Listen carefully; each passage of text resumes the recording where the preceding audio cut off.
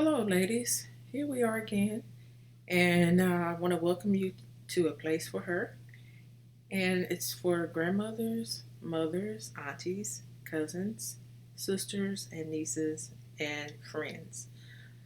This is the third vlog, and as promised in the beginning, I wanted to tell you uh, about angels. Sometimes you can hear them or see them. And in this vlog, I want to continue on talking about my sister, my elder sister, who had the breast cancer. Her name was Michelle. And she dealt with the breast cancer for 2 years before she told the family. And we had approximately about 3 months with her.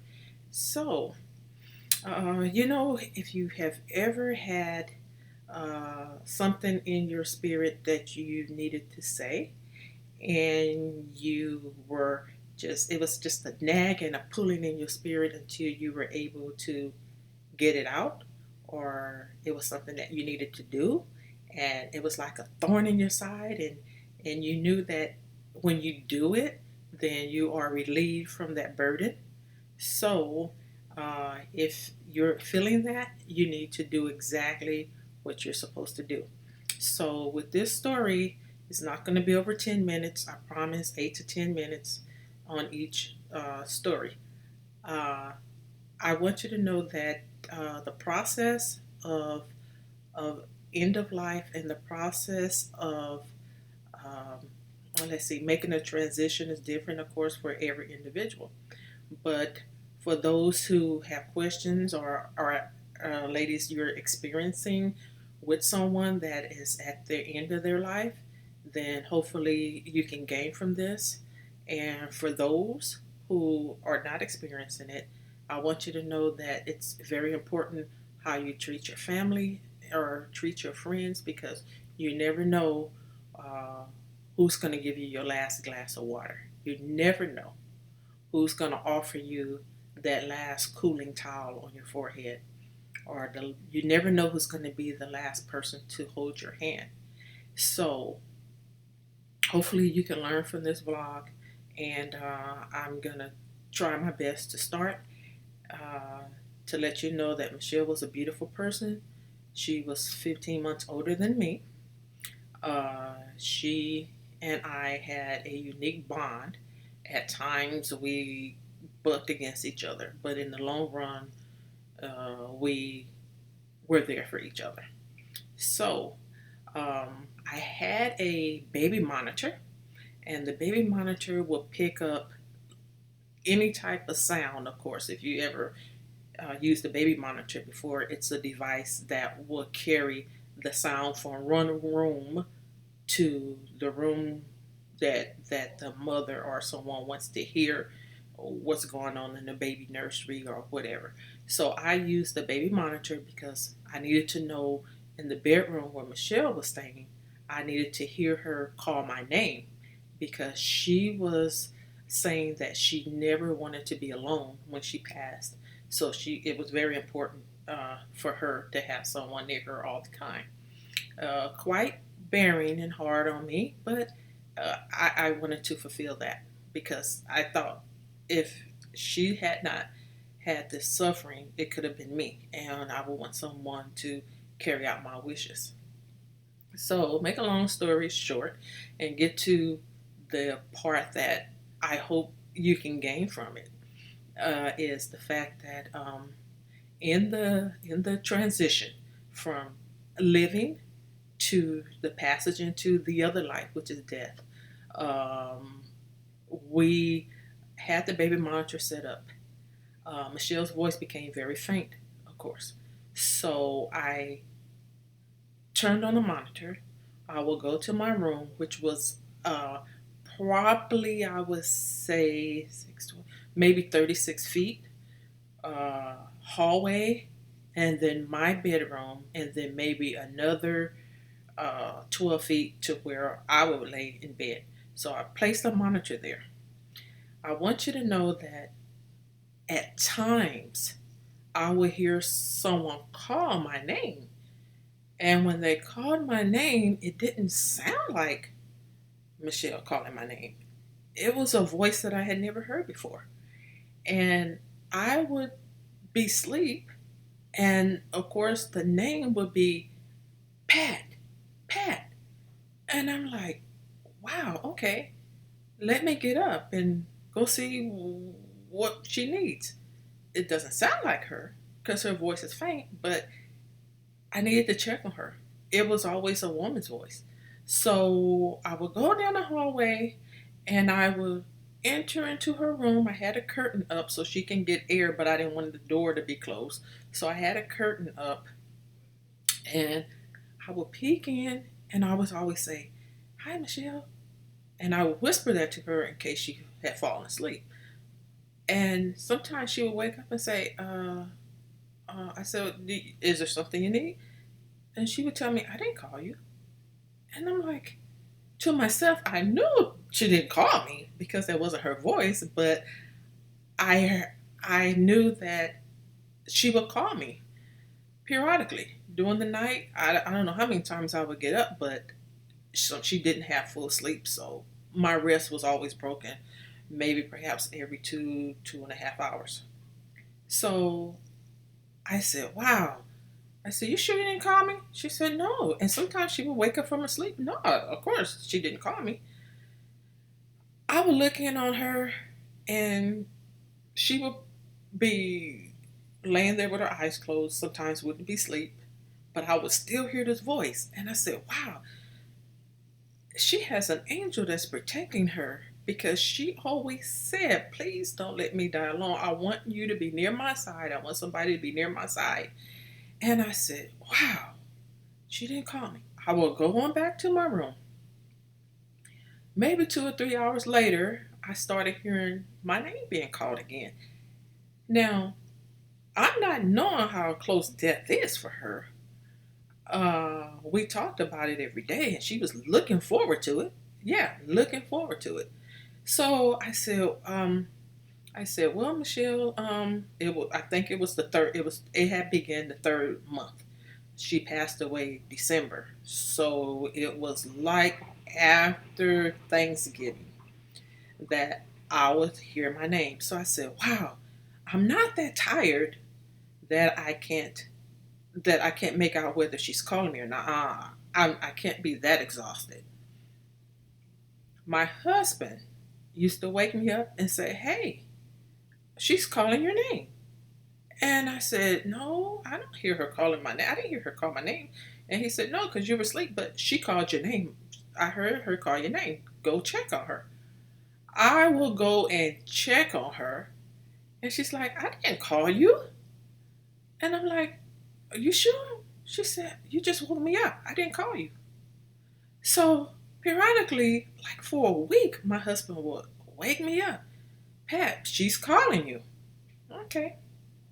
Now, one day, my youngest daughter, who was studying to be a nurse, she says, "Mama, I know you don't have visitors here after 10 p.m. to visit Michelle. I know 8 o'clock, 9 o'clock, that's it. And I just want you to know that Michelle, you allow Michelle to have visitors really, really late.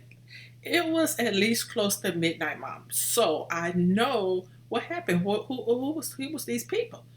And I said, "What are you talking about? She didn't have visitors last night." So she said, they were laughing, and you could hear Michelle's voice faint, and she was carrying on a conversation. And I just put my ear next to the wall because, of course, her bedroom was next to Michelle's bedroom. She said, I put my ear to the wall and I heard women and men, and I couldn't make out what they were saying, but I knew that Michelle was enjoying their company. And it had to be about maybe 3 or 4 voices. And I said, okay, all right. And I'm thinking, okay, she's tired. She's studying to become a nurse, and she's burning that midnight light, oil candle, whatever she's doing to stay up and study. So I said, okay, I'll check it out. But of course, I didn't feel the need to ask Michelle what was going on. Uh, was she, did she, I don't know. I just knew I couldn't ask her. So Made breakfast for her the next day, and she says, uh, Pat, do you know when those people are coming back? And I said, uh, what people? So in the back of my mind, ding, I had reserved the fact that Patrice had told me, oh, I heard voices, people in a conversation. So I said, okay. My youngest daughter said, okay, mom, uh, yeah, you wouldn't let her have visitors that late. So when Michelle had said to me, hey, one of those, do you know when those people are coming back? So the hair on the back of my neck stood up, and I said, well, Michelle, who were they? Who were those people? And she says, oh, you don't know who they were? And I said, no, I don't know who they were. And she says, well, I just wanted to know, do you know when they will come back again? I said, well, can you describe them? Because I don't know what time did they come. I'm trying to question her about it, of course. And she kind of looked, she did look confused, but she looked like, well, if you don't know, then I guess change the subject. That's what her face, her expression on her face looked like. Well, if you don't know, well, change the subject. And I said, did they? Did, do you know if when they came in, were they dressed in the nurse's apparel? Or was it one of the doctors? And she says, oh, well, never mind if you don't know who they were. I just wanted to know when were they coming back. And I said, well, no, well, about how many of them? And she said, well, if you don't remember, don't know, then I guess it's okay. And I said, all right. Now, after that appearance for her, it was approximately 3 weeks, and Michelle left us. So I know for a fact that in helping my other family members in their hospice situation, I didn't live with them, neither did they live with me. But I, of course, had heard them say, oh, I saw grandma, I saw uncle, I saw my sister. Michelle never said that. Michelle never referred to those people as relatives. She referred no name, didn't know who they were. So, since it was a jolly talk, since my youngest daughter Tracy heard the voices, then I said, "Oh, okay." Uh, that led me to know that they were angels unawares, and they were here to comfort Michelle. They came to talk to her. They made her feel happy. And from what I understand, she was looking forward to them coming back. I don't know how they dressed because didn't even tell me how they were dressed, even though I inquired. So, uh, in case you experience your loved one or friend with those type of situations of unknown persons, and they make that person happy on their last days, trust and believe they're angels. And it's amazing how God will send our terminal ill loved one uh, joy. And of course, it wasn't torment, it was actual joy that was preparing her. So it let me know that we're always surrounded by uh, angels. We're protected by them, they comfort us. And uh, it's amazing how you can be in one room and the terminal ill patient is in another room, and the angels are just all around, and they are not there to frighten you. So those voices that were calling my name, maybe it was one of those people that was there, and they wanted to make sure that Michelle knew that I was always there. I was there in her room attending to her even if she never called me. So I want you to find comfort. Please share with me in the comments your stories. Now, after today, we're going to talk about some more encounters, and the encounters are going to be when I lived in my mobile home.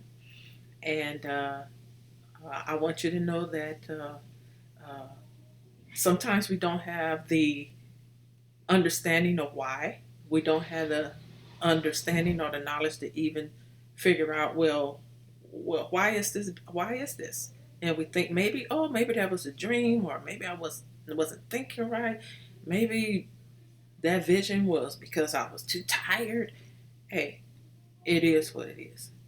So I'm gonna end, and don't forget to stay in tune.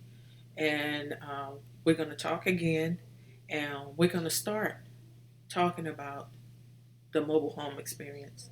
So be blessed, my sister, and uh, enjoy every day because it could be your last. And also forgive because Michelle and I, we forgave each other of the things that when we had our separation of sistership, we forgave each other. So now you hear the alarm. The alarm says, okay, that's it. God bless. Take care. Bye bye.